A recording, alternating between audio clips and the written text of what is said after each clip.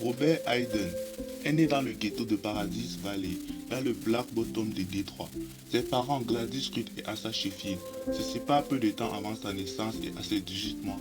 Sa mère l'abandonne pour le confier à un couple voisin, Stuart Headland Westerfield et William Hayden, qui lui donneront son second nom de famille.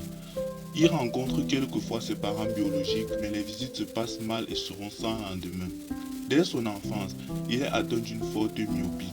Il ne peut participer aux activités sportives et se refuge dans la lecture. En 1932, après ses études secondaires à la Northern High School, grâce à une bourse, il peut entrer au Detroit City College, devenu la Wayne State University. Il y obtient son Bachelor of Arts licence en 1936. En 1944, il soutient avec succès au Master of Arts à l'Université du Michigan. Dès son adolescence, il se met à écrire. Il écrit une nouvelle Gold qui lui vaut un prix de la Northern High School. En plus des auteurs classiques de la littérature anglaise et américaine, il lit les auteurs de la Renaissance de Harlem, comme Longdon Hugher et Cotton Cullen. En 1931, son poème Africa est publié par le magazine About Monthly. Il rencontre Longdon Hugher qui l'encourage à continuer d'écrire. Durant ses études à l'Université du Michigan, il suit les cours de W.H. Auden qui va le soutenir. Ses premières parutions lui valent d'être récompensé par 2 autres World Awards par l'Université du Michigan. En 1940, il publie son premier recueil Headship in the Dutch.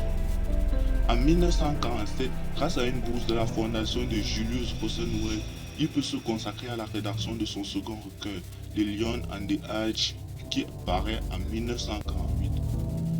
De 1954 à 1955, à une bourse de la fondation Ford, il peut écrire à Mexico dans une résidence littéraire. Son travail sera publié sous le titre de Figure of Time, avec des illustrations d'Aaron Douglas.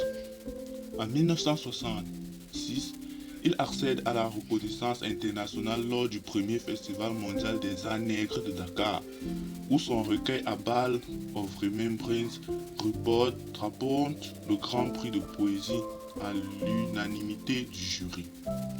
De retour, il est critiqué par des universitaires de l'université fixe, se réclamant du Black Arm Movement qui lui reproche son style bourgeois et son manque de conscience politique. Blessé, Robert Hayden réplique par Words in the Morning Time, où il rappelle combien il se situe dans une histoire afro-américaine, même s'il dépasse les frontières des communautés en rendant hommage à Frederick Douglass, Nat Joyner, Harry Dudman et Malcolm. 1936-1940, chercheur pour la Fédération Wright Project de la World Project Administration. 1944-1946, assistant à l'Université du Michigan de Ann Arbor. 1946-1969, professeur de littérature anglaise à l'Université fixe de Nashville. 1969-1980, professeur de littérature anglaise à l'Université du Michigan. Le 15 juin 1940, il épouse la pianiste Emma Ines Montes. Ils ont une fille Maya le 5 octobre 1942. En 1943, il adhère au Bahamas. Il repose au Fats Wrestling de Rudam à bord côté de son épouse. Headship in the Dutch en 1940. The Lion and the Age 1948. Figure of Time 1955. A Ballad of Remembrance 1962. Selected Poem 1966. Word in the Morning 1970. The Night Blooming 1972. Hang of Ascent 1975. American Journal 1978. 1942, lauréat du Howard Award décerné par l'Université du Michigan. 1947, boursier de la Fondation Julius Rosenwald.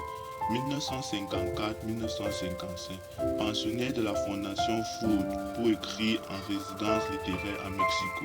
1966, lauréat du Grand Prix de poésie décerné par le Festival mondial des arts nègres de Dakar pour son recueil et ballade of Remembrance. 1969, récipiendaire de la Major Bronze Medal, décernée par la ville de Détroit. Robert Hayden a sans doute été l'un des monuments dans le monde de la poésie et de la littérature. Ceci dit, il restera toujours